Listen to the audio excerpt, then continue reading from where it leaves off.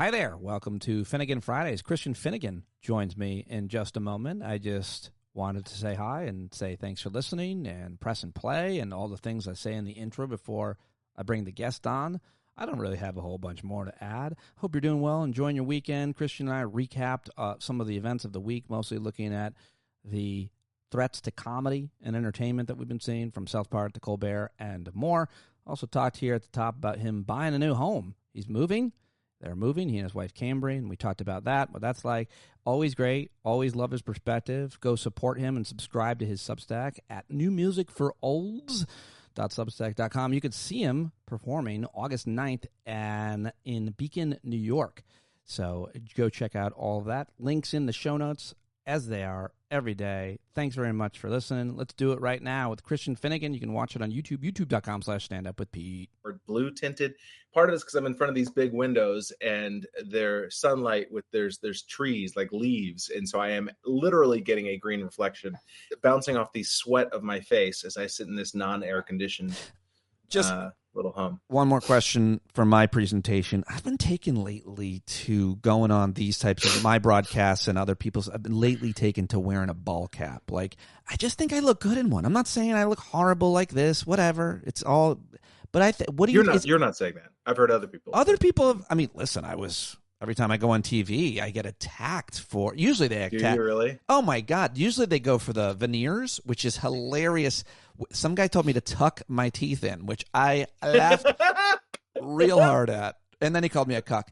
But that's all fine and well. No, is it too contrived for me to wear a ball cap? Like, it's such a choice. You know, maybe you should wear a Scully like Tim Pool. You could just wear one of those winter caps. No way. Can't pull that off. That's ridiculous. Anything, even a fedora is ridiculous. I agree that you look good in one of those like baseball caps that's from like a state park somewhere. You know, like like the ones that with the rim is really bent tight. One of those. I mean? Like, not like an actual baseball cap, but like. Yeah, no, I've seen you wearing hats. I don't know. I can't. If you would ask me, do you have opinions on what hat shape is proper for Pete?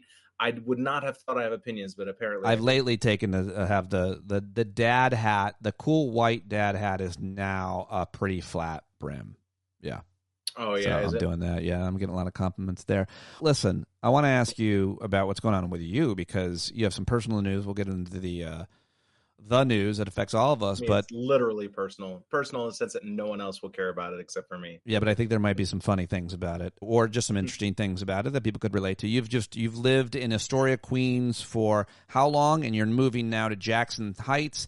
And do you feel like you're moving up in society? It's a higher income area in Queens. It seems like you and Cambry are leaving the riffraff, the diversity that is Astoria, that is so rich in so many things and culture and everything behind. Is that what I'm seeing? Well, yes and no. It's funny. It is actually, Jackson Heights is apparently the most diverse zip code in the United States of America. Wow. Look at you.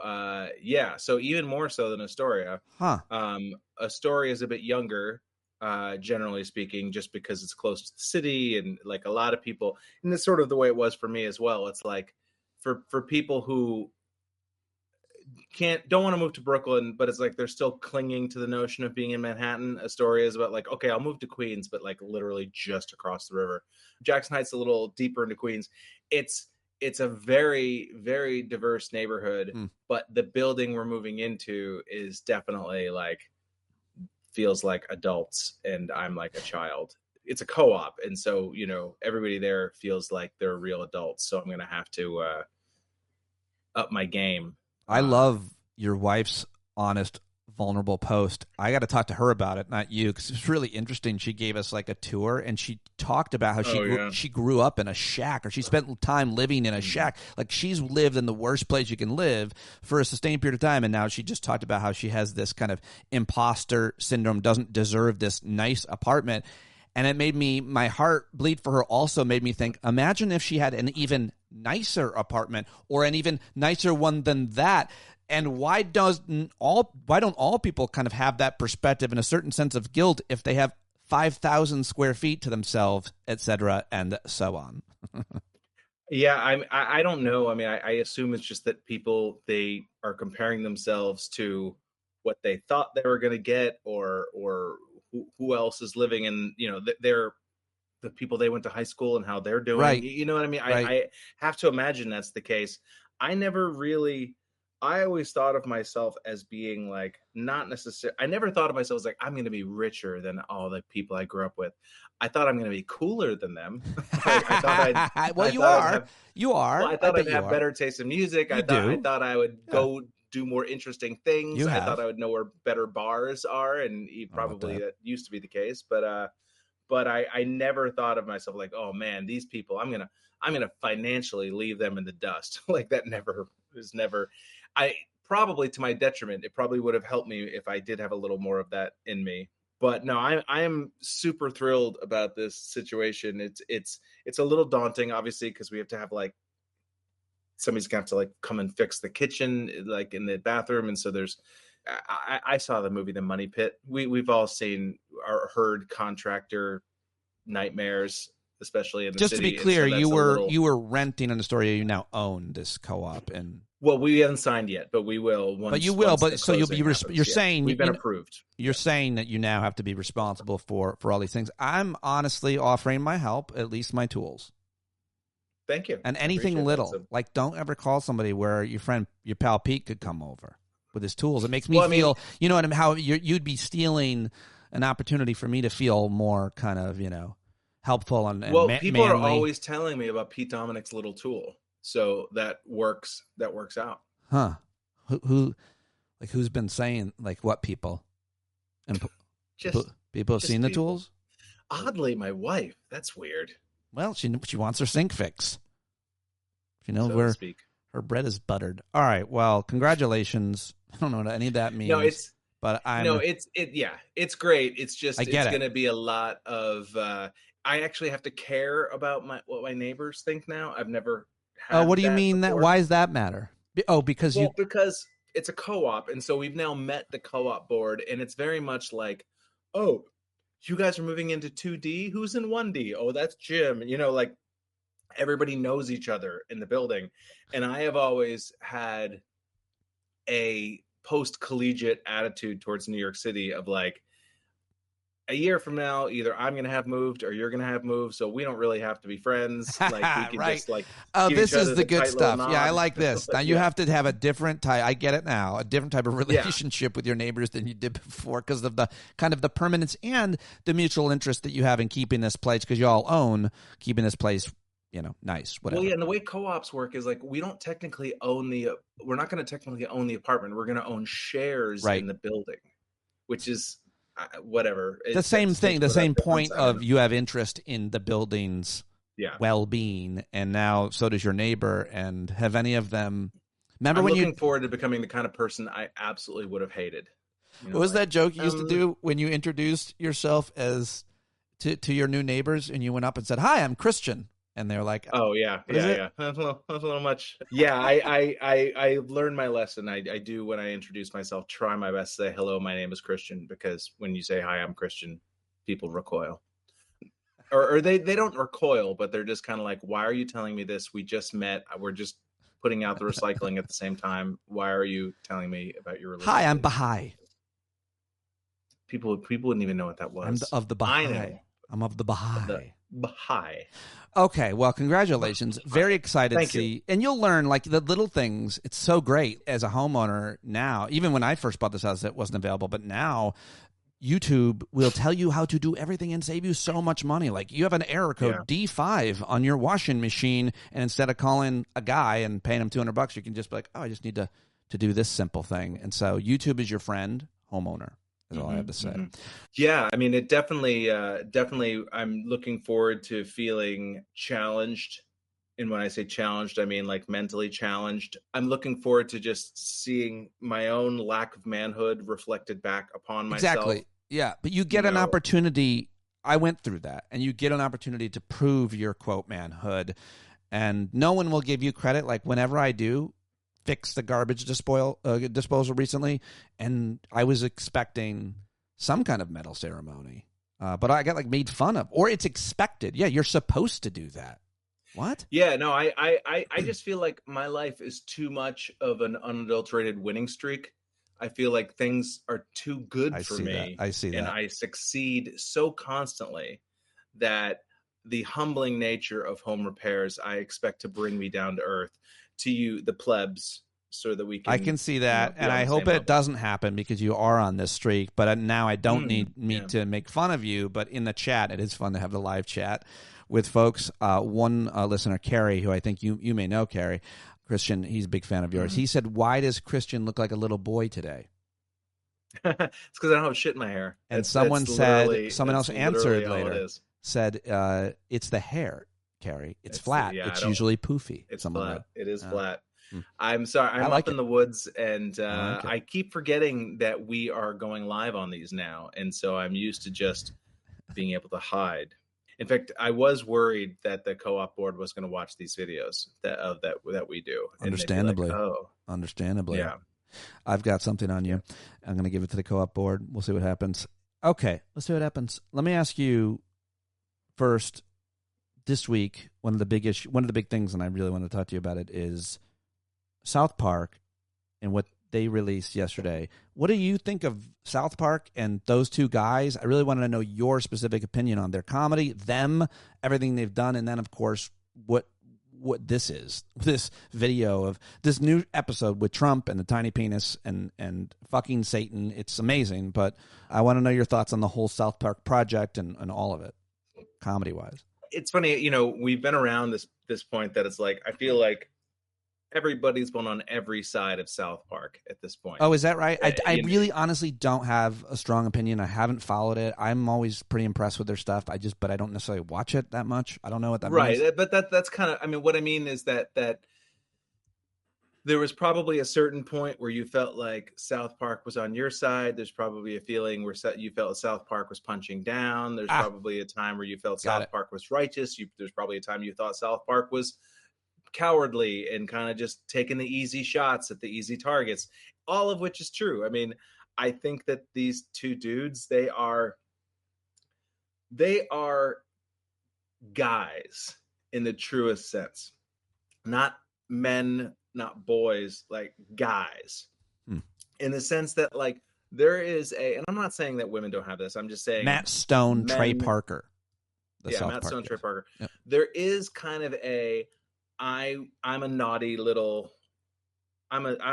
boy aspect to like adult men of kind of like, can you believe I just did that? Do you know what I mean? There's a quality that men seem to get something out of, and I'm not separate from this. There's a feeling of kind of like, I'm going to say the bad word, and I'm going to say the thing that nobody's supposed to say, and I'm going to be delighted and really enjoy it when it upsets you. And that is a sword that cuts both ways. I give them credit after all these years for sort of following that notion and having a pretty good calibration for, I just said beating up on the little guy, but they have a pretty good calibration for what the average person is annoyed by. The bandwidth of tolerance that someone has around things that annoy, things that make them even uncomfortable or angry, the average tolerance or temperament of people in their lane that would consider watching them, I guess. Yeah, I just think that they always have a good finger on the pulse of what are people rolling their eyes at. Oh, interesting. Do you know what I mean? That it's like, I don't. If I what do, are the things I don't watch enough. Yeah, what are the things that are making people be like, oh, give me a fucking break, and they go after those targets.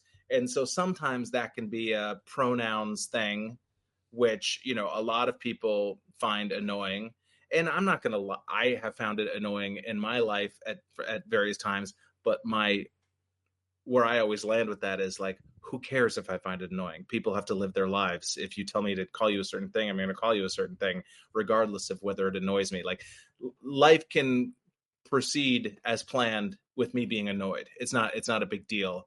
But you wouldn't be if like, you would do a joke about it in your stand-up act about how those things are used. And that's one example you're giving, that they would target the pronouns or other annoying things about society and culture that we do, trends or political correct behaviors or following the leader. Sacred cows and sort of shibboleths and kind of this notion of kind of I'm sure in their minds there's sort of an emperor's new clothes aspect to it, that it's like, we pick the targets that everybody knows A, but everyone's saying B. Is I think what they're kind of target. Well, I think that's all those insights are really exactly what I wanted to hear from you from a broader context. Now, when we drill into what they did yesterday and targeting Trump, my understanding is that they've actually not really gone so on the nose with Trump. They've done things that might be representative or tangential to him a lot, but in this case, they use his face. They made an AI cartoon. Yeah. It's directly about him. It's Donald Trump. It's Satan. It's his tiny penis. Like, they went for it. Scorched Earth episode number 1. What did you think of what they did? What does it matter? What are the consequences? I really want to get your reaction to it. Well, I think that there's 2 targets, and I actually don't think that Trump, ironically enough, or oddly enough, given that literally he has a talking micro penis in the show, the real target, in my opinion, is Paramount. That they are daring Paramount to cancel them or go after them, because apparently they just signed like a big contract of some sort. $1 billion for like 50 episodes or two or something like that, some ridiculous amount of money. And then as soon as they sign the deal, they then go attack Trump. And it says now, I'm reading Variety headline, South Park creators Trey Parker, Matt Stone battled Comedy Central over showing Trump's genitals, refused to blur his penis. All right, so given that new detail, go ahead. Oh yeah, but I just think that I don't think this episode would have come out 2 months ago, at least in the form that it's in right now, because I think they saw the Colbert situation and the Paramount bribe payoff as just like, oh, like the biggest, juiciest target in the world. And rather than just, I think that they're trying to goad Paramount into making, kind of a Streisand effect thing where like they're going to get fired or there's going to be an uproar, and they'll be able to delight in the furor it causes. I mean, I honestly, and I don't know them personally, but like I always assume that when these controversies happen, whether they're people on the left being upset or people on the right being upset, I kind of just see them giggling like two high school dudes in the back of the car driving around on a Saturday night, like getting high in the back seat and just giggling, which is a powerful feeling for a guy, to being like, everyone's upset and I'm having a great time. So let me ask you about the larger question that I've been trying to answer, and I'm really interested in your answer to it more than what I've been saying in different interviews that I've been asked to give about the larger role for comedy right now. I mean, I know it's the most unoriginal question, but the way you look at things and answer things is always unique, and we are in a unique situation in America for the first time where the government is canceling programming, it would seem. The government is defunding networks that it historically funded, like PBS. The government is constantly threatening to get their message be the only one. It's fascism. We know what it is. We see what's happening. But in terms of Colbert and that cancellation, in terms of what these guys are doing with their first episode, in terms of what comedians all the way down the line or satirists are doing historically, why it matters, and specifically now what the role is. And do you think there's any way to stop it? Is there any way to shut down the ridicule that satire and comedians have always historically brought to? It's funny, in the same way that COVID, this is a bit of a leap of logic, but in the same way that COVID sped along certain trends that were already happening in like business world in terms of remote working and mostly remote working from home and stuff like that. This Colbert situation and the Paramount, and these ABC News, it's just speeding along these trend lines of people of TV ceasing to be a thing. I think. The way television has been historically produced and platformed, I guess, through cable, through your actual television screen, is the way we know it. The late night monologue, it's all going away, and now it's all on our phone and whatever other screen, and it's clipped up. I was watching The Daily Show. It was from a few days ago when Jon Stewart was basically talking about how like working in television period was working in a Blockbuster kiosk inside a Photomat. I don't remember now. Yeah, something. Yeah, basically just like double obsolete at this point. But I just think that the difference is that this person, who was our president currently, watches TV. He watches TV. So in a way, that's kind of the only way to really get at him in terms of a language he understands. And I mean that in both a positive and a negative way.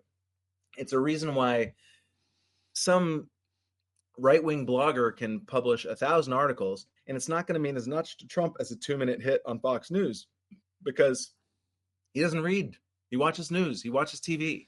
And so I think South Park has an ability to make it a dent on, to draw blood in a way that some website or some viral feed doesn't, because Trump watches television. And I guarantee you he's watched South Park. He'll pretend that he hasn't, but I'm sure that he has seen episodes, because a lot of them probably reify the bullshit he says. But anyway, I just think that TV was already kind of on. All this is going to do is just force the next wave of creative people, the people who are in high school and college now. Yeah. No one, can you imagine being in high school now and being like, I want to work in late night television? I guarantee you there's maybe 20 people in the entire country who are well, I mean, use a different word than TV. So networks, maybe. And because I just want to get your hot take, because I obviously think about this a lot, because this is how I make my living now. If the networks that have hundreds of millions or billions of dollars deteriorate, go away, fragment, sell off as a result of the internet, so networks in the internet, can I say? And then I can talk about the ways that you make money doing this. So subscriptions through Substack or Patreon, and then YouTube and other things that give you royalties for your views. Isn't it possible that there's going to be 100 channels that make millions, and then thousands of channels that make thousands, and millions of channels that make hundreds? And you're going to have your choice to watch almost anything that you want on any subject matter, and some of it will be well-funded and well-produced, or well enough. You don't need these giant studios and all the expenses that go into producing an hour of news anymore. The control room? What? You don't need a control room. You don't need that $100,000 camera. You definitely don't need those lights. Look at this face. How would you talk about it differently in terms of TV, networks, and how it fragments, and the rapidity with which that might happen, especially with AI? I don't know if you want to include that. I just still don't know how to use it very well for my work. I don't know. The problem, I mean, everything has its benefits and its pluses and its minuses. And obviously, without, having the sort of letting 1,000 flowers bloom sort of attitude about creativity, it has its upsides. Obviously, that you get much more personal voices. There's not as much gatekeeping. There's just a constant sort of tidal wave of ideas floating around at any given time, as opposed to sort of everything being funneled through, like when we were growing up, the 3 networks. That's all true. But just talking about news specifically, a guy who has a Substack is not going to be able to have a London bureau. Is not I have going to one. have. Oh, well, that is true. The international, the Pete Dominic International Bureau.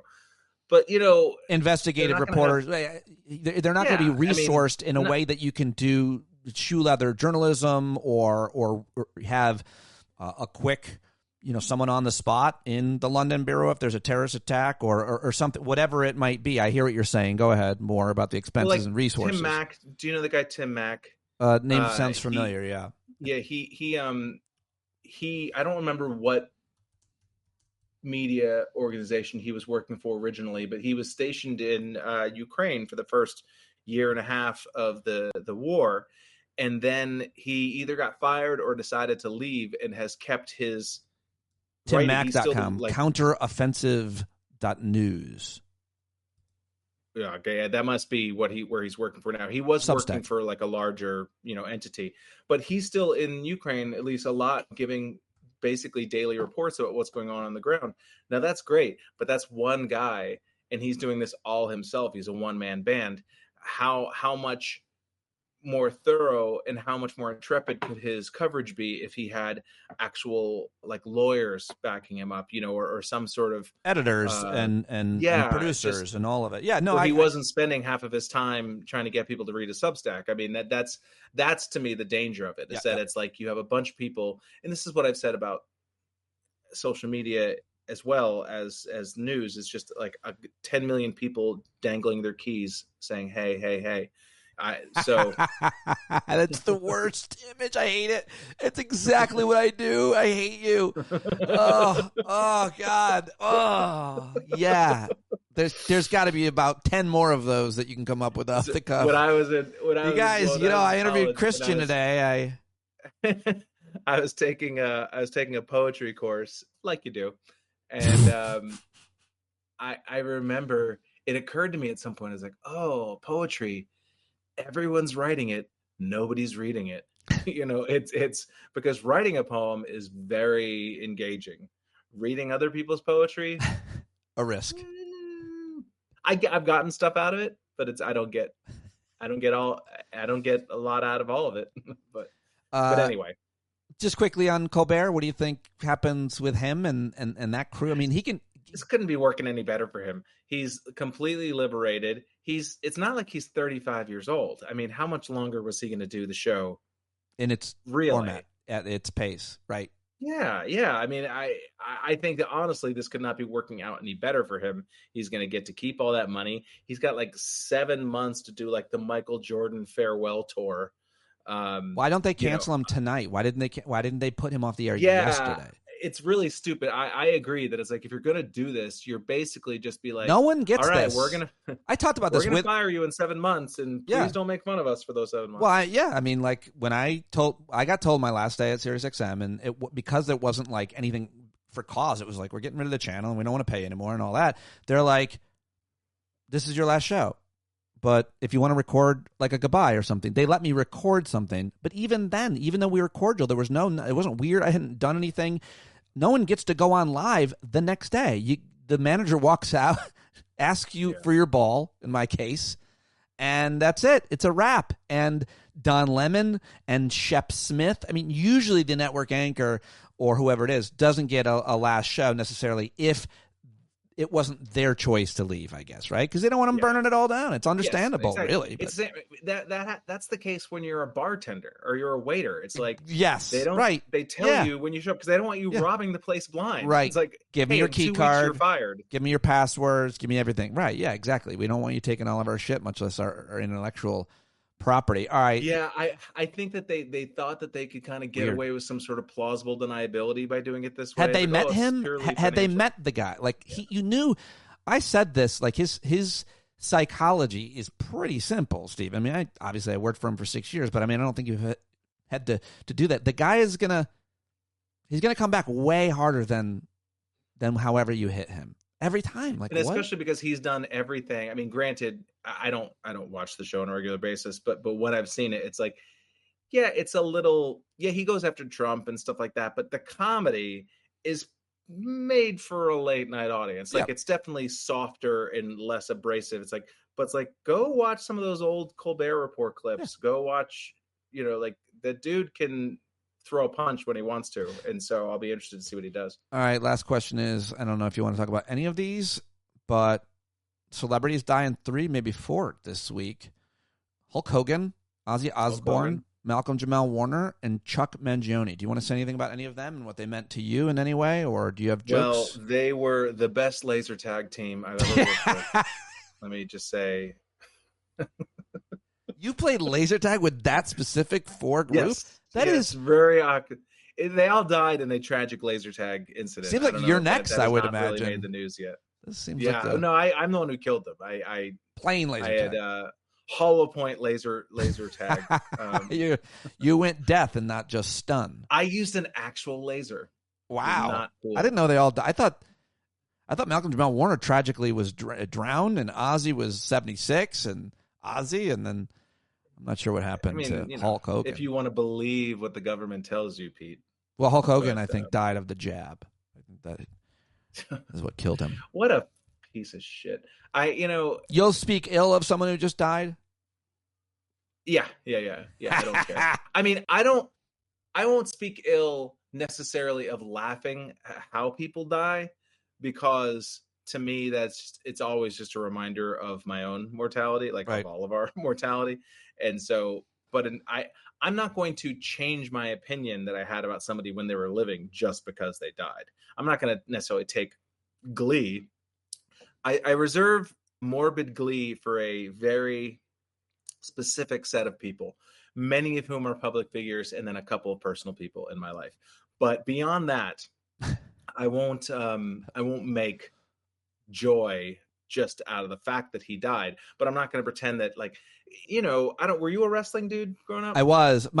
Just unpack I think I had a fair reaction to it that you can add to make smarter and more interesting. But like, just to be clear, like, I grew up loving Hulk Hogan and wrestling. When he came out and ripped his shirt off and I'm a real American, it made me have all the feels as a little boy. I went to wrestling. Like, I saw them live. I saw him live. Later on, when I was on tour with Artie Lang, who is, of course, of the Howard Stern, and Hulk Hogan was part of that world, and we were in Florida near where Hogan lives. Hogan came to the show. We hung out with him that night. It was really nice to me. It was fun. It was cool. Nothing too...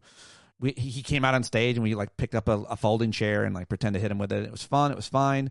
And then later on, I found out he's a real piece of shit. He was super racist. Like, did a lot of bad things. He wasn't in solidarity in terms of work. Like, he's a scab over a lot of bad things. Yeah. But my point, Christian, but he was nice to me. So, and I hate when people do that.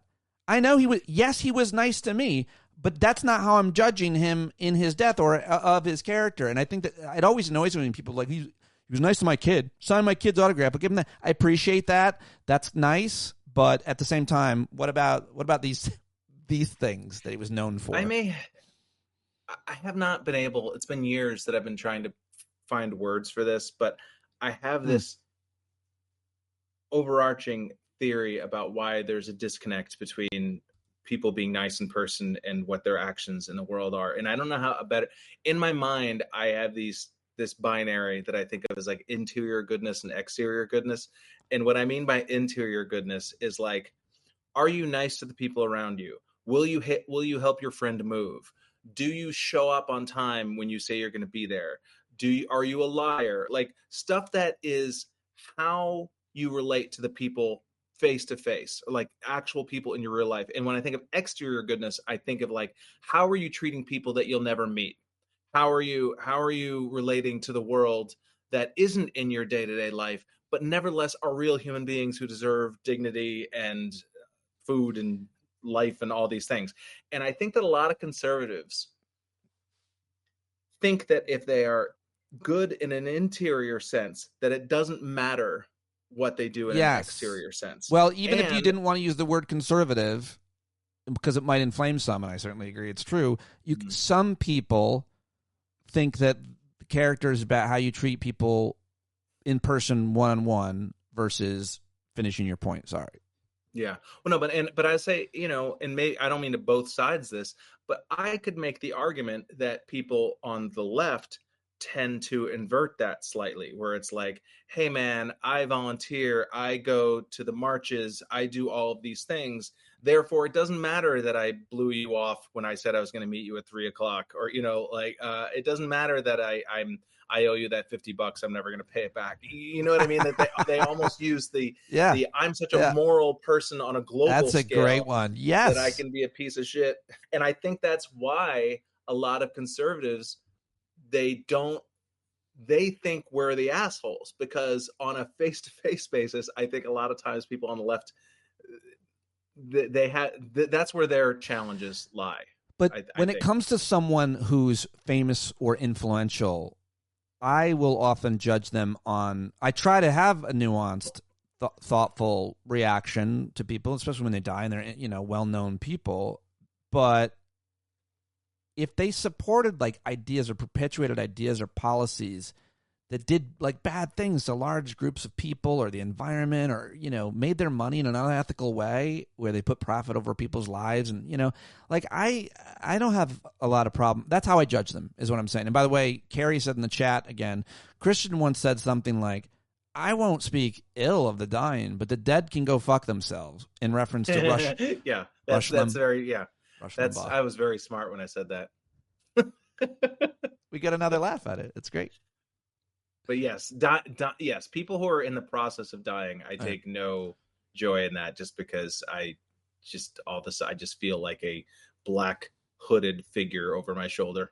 Do you want to say anything about Ozzy or Chuck Mangione or Malcolm Jamal Warner?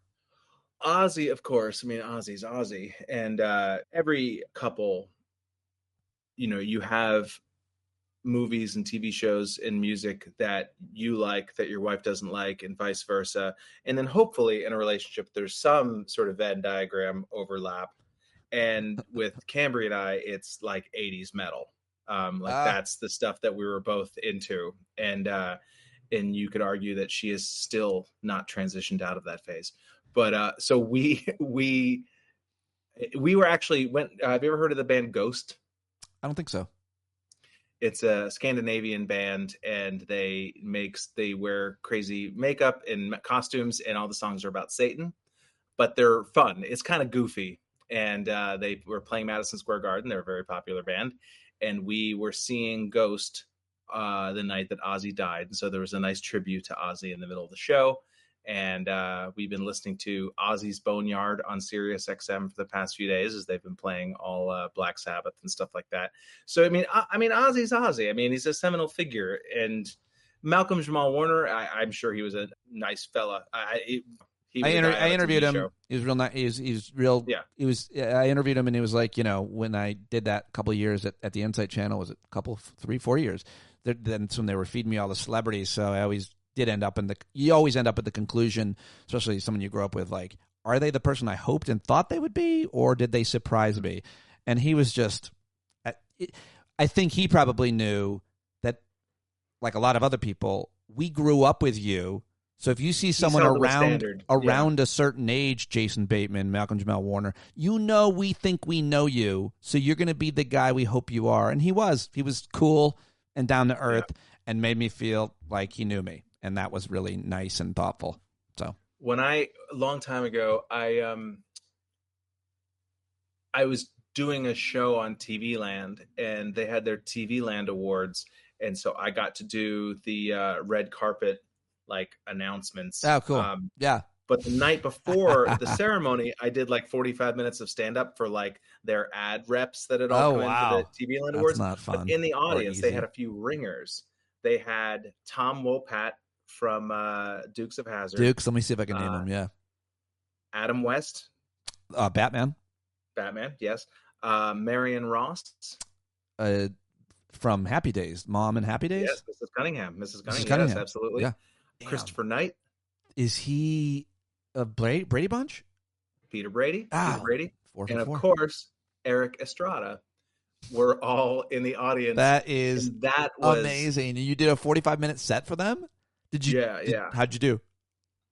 I did okay, but it was very funny looking in the audience, being like, "Oh, Luke Duke liked that joke. Yeah. Peter Brady, not so much. Yeah. Oh, like Mrs. Cunningham laughing at the dirty joke." And then there was a point where Eric Estrada took a picture with my wife, and I was like, "Oh, let's take a picture where like he's seducing you, like Eric Estrada seducing my wife," and I'm like cucked off to the side. And I'm not lying when I say that Cambry absolutely would have slept with him if he had asked her to. She turned into gelatin. Yeah. Like, it was just like he got like close to her face, and she just like a puddle formed by her feet. Yeah, it was disgusting, and I was offended, and we were still trying to work our way through it. I'm actually, I interviewed him at Sirius, and I too felt the same way that Cambry did. Although he was nuts. He was like an episode of Are We There Yet? He's a kooky dude. He's a kooky guy. Yeah, he's a kooky guy. But To be clear, we'll talk to Cambria when someday inevitably we'll lose Eric Estrada, I'm sure, and see how she feels. We'll be thinking of her right away. Mm-hmm. All right. I appreciate you answering. Most expensive lower back tattoo I've ever paid for.